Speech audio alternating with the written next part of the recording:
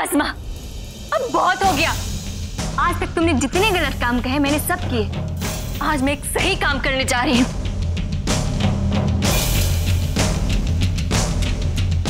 इन चाचा ने जो भी कहा ना, सब सच है। मेरा असली नाम पूजा कुमार नहीं बल्कि मिली श्रीवास्तव है।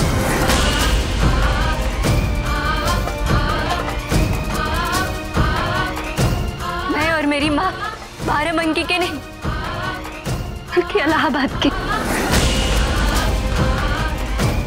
हम दोनों माँ बेटी इलाहाबाद में चिट फंड कंपनी चलाते थे, लेकिन एक दिन अचानक हमारा बहुत नुकसान हुआ। जिन जिन लोगों ने हमारी कंपनी में पैसा लगाया था उनके पैसे डूब गए और उन लोगों ने हम पे पुलिस केस कर दिया, जिसकी वजह से हमें इलाहाबाद छोड़ के भागना पड़ा। उसी दौरान हमारी मुलाकात ट्रेन में पूजा और उसके पापा यानी इन चाचा से हुई। ट्रेन में पूजा और मैं काफी घुल मिल गए थे। पूजा को मेरी सीट पे यानी कि खिड़की वाली सीट पे बैठनी थी, इस वजह से हम दोनों ने आपस में सीट बदल लिया। लेकिन उसके बाद ट्रेन का एक्सीडेंट हो गया। किस्मत से हम सब तो बच गए, लेकिन बेचारी पूजा सर में गहरी चोट लगने की वजह से उसकी मौत हो गई। इसके अलावा उसका चेहरा भी बुरी तरह खराब हो चुका था, पहचान में ही नहीं आ रहा था। और इसी बात का फायदा माँ ने उठाया और प्लान बनाया कि पूजा की मौत का मुआवजा हमें मिल जाए तो अच्छा होगा, क्योंकि जिस सीट पे पूजा की मौत हुई थी वो सीट मिली श्रीवास्तव यानी कि मेरे नाम पे थी। इस प्लान को अंजाम देने के लिए मेरी माँ ने मेरे नाम की एक फाइल बनवाई। साथ ही साथ रेल हादसे में मारे गए लोगों की लिस्ट में जहाँ पूजा का नाम दर्ज होना चाहिए था वहां मिली श्रीवास्तव का नाम दर्ज हो गया। और इसके बाद इस बात की भनक किसी को लग न जाए कि मिली श्रीवास्तव जिंदा है, माँ के कहने पे मैं सीतापुर में आके छुप के रहने लगी। मुआवजे की रकम मिलने में देर होने की वजह से हम दोनों बहुत डर गए थे। हमें लगा कि अगर पैसा सही समय पे नहीं मिला तो इलाहाबाद के लोगों का कर्ज कैसे उतारेंगे। तभी मेरी मुलाकात जय से हुई। माँ को जैसे ही पता चला कि जय एक अमीर लड़का है, माँ के कहने पे मैंने जय को झूठे प्यार के जाल में फंसाया।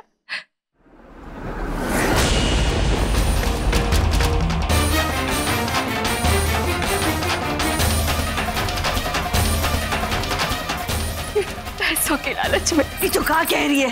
तो जानती भी तो क्या कह रही है मिली? तुम्हें तो खुद ही नहीं पता माँ कि तुम सबके सामने मुझे मेरे असली नाम से बुला रही हो। पूजा नहीं, पूजा कह दो कि ये जो तुमने जो कुछ भी कहा वो झूठ है। पूजा तुम्हारे पेट में मेरा बच्चा है, फिर मैं कैसे मान लूं कि ये सब सच है? मेरे पेट में कोई बच्चा नहीं है जय।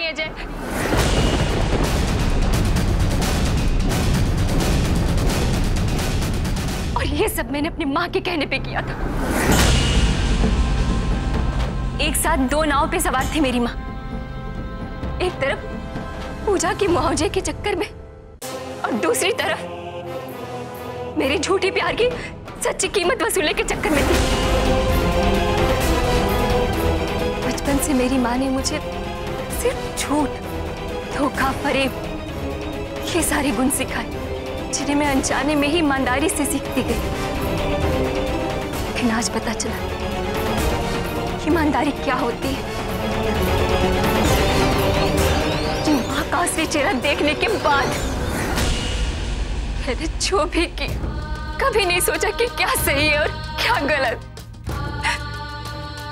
आँख बंद करके करती गई,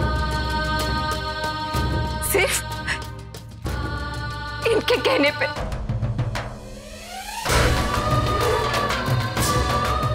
लेकिन अब नहीं,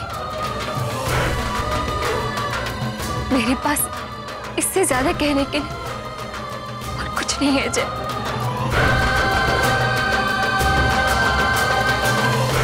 पूजा, सॉरी मिली, हमें खुशी है इस बात की कि आज आपने सच्चाई के लिए आवाज उठाई, लेकिन साथ में इस बात का गम भी है कि आज एक बेटी ने अपने मां पर हाथ उठाया।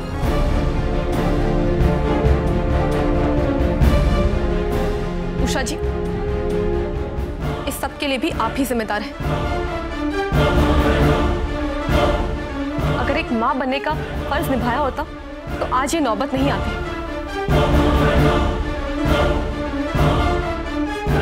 बच्चे माँ बाप की उंगली पकड़कर चलना सीखते हैं और वो उसी रास्ते पर चलते हैं जिस रास्ते पर माँ बाप चल रहे होते हैं। अगर आपका रास्ता सही होता तो आज मिली का रास्ता गलत नहीं होता और आप दोनों के रास्ते की मंजिल ये नहीं होती।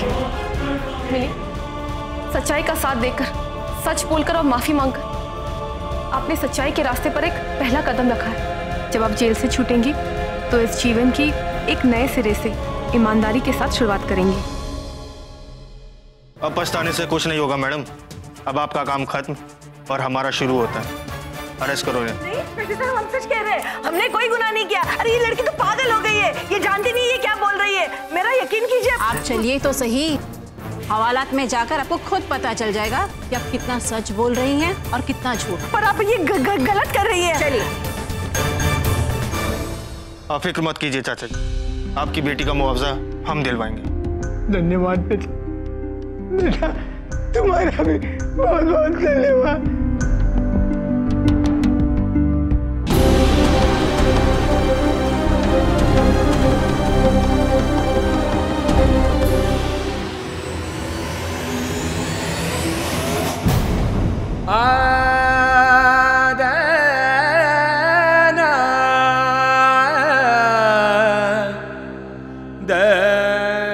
बड़े धोखे में था भैया, कोई बात नहीं, संभालिए अपने आप को। वो कहते हैं ना कि सुबह का भूला अगर शाम को घर आ जाए तो उसे भूला नहीं कहते। नहीं आकाश, ये झूठा रिश्ता निभाने में मैं इतना गिर गया था कि मैं अब तुम लोगों की माफी के लायक भी नहीं बचा।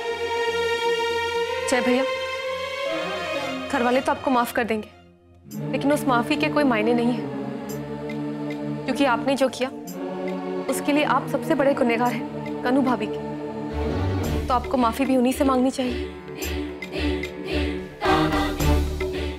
आ जाए, पूनम बिल्कुल सही कह रही है। अगर तुम्हें माफी मांगनी है तो कनू से मांगो। माफ करना या ना करना, ये तो अब कन्नू के हाथ में है ना कन्नू?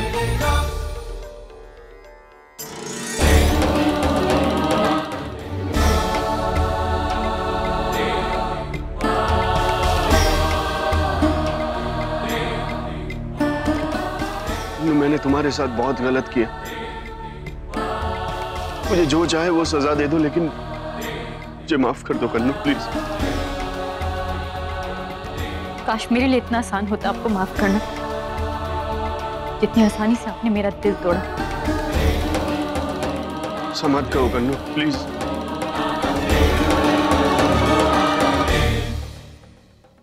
बाबूजी, माँ जी, मुझे आप सबसे एक बात कहनी है। मुझसे भी एक गलती हुई है। कौन सी गलती की बात कर रही हो तुम? अपने इस रिश्ते को बचाने के लिए झूठ बोलने की गलती। इस घर से बाहर निकाले जाने का डर मेरे ऊपर मंडरा रहा था, इसलिए अपने बचाव के लिए मैंने आप सबसे एक झूठ बोला कि मैं मां बनने वाली हूँ।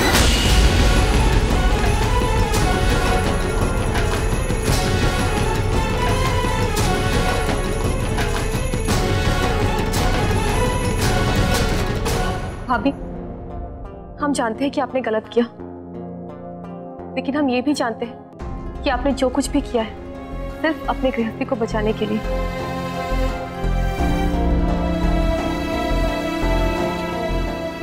बाबूजी, भाभी को माफ कर दीजिए ना।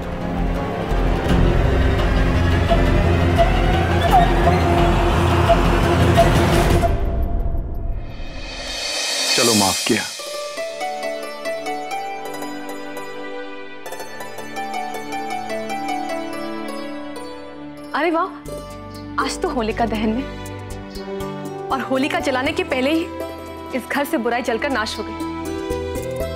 और इसको हम खुशी से आज रात को मनाएंगे होलिका जलाकर, है ना मामा जी? अरे एकदम लल्लन टॉप होना चाहिए भाई, होना चाहिए। देखो कन्नू, तुम्हें तो तुम्हारी माफी मिल गई, लेकिन मेरी माफी का क्या? तुम्हारा पति होना, थोड़ा सा रहम कर दो, मुझे भी माफ कर दो please Kannu darling. Kannu darling सुनो तो, कन्नू।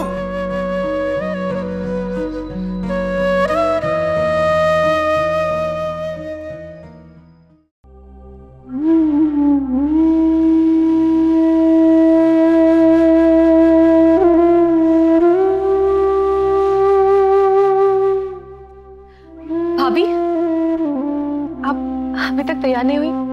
चलिए, होलिका दहन का वक्त हो गया है। क्या हुआ भाभी? अब आप क्या सोच रही हैं? भाभी?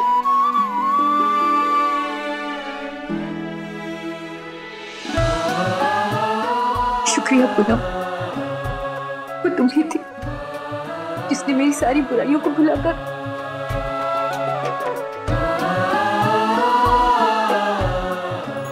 भाभी, अब वो सारी बातें भूल जाइए।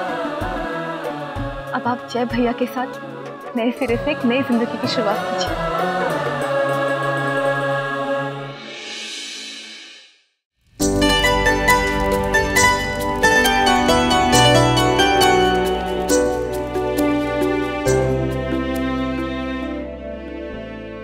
थैंक यू आकाश, हमारी मदद करने के लिए। थैंक यू नहीं पूनम जी, सॉरी, मैंने हमेशा की तरह आप पर बड़ी देर से भरोसा किया। मैं सॉरी कहने वाली कोई बात नहीं, हालात ही कुछ ऐसे थे, किसी को कुछ समझ ही नहीं आ रहा था, और थोड़ी देर के लिए तो लगा जैसे हमारे खुद के पैर डगमगा रहे हैं, पर उसी वक्त हमें आपका साथ मिला और ये सब कुछ हो पाया। कन्नू डार्लिंग, मैं मानता हूं ना कि मेरी गलती हुई, मेरी मति मारी गई थी, लेकिन आज इस होलिका की अग्नि को साक्षी मानकर मैं तुमसे वादा करता हूं कि मैं अपने किए का प्रायश्चित करूंगा। प्लीज कन्नू डार्लिंग, मुझे माफ कर दो, एक मौका दे दो। कन्नू, मुझे भगवान पर पूरा विश्वास है मंगला। देखना, आज होलिका दहन के दिन कन्नू और जय के बीच जो भी दूरियां हैं वो इस आग में जलकर राख हो जाएंगी।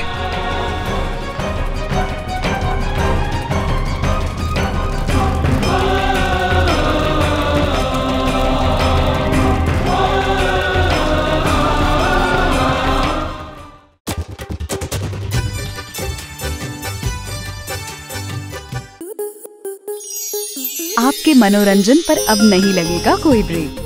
स्टार प्लस के बेहतरीन शोज देखने के लिए लाइक, शेयर और सब्सक्राइब करें स्टार प्लस यूट्यूब पेज को।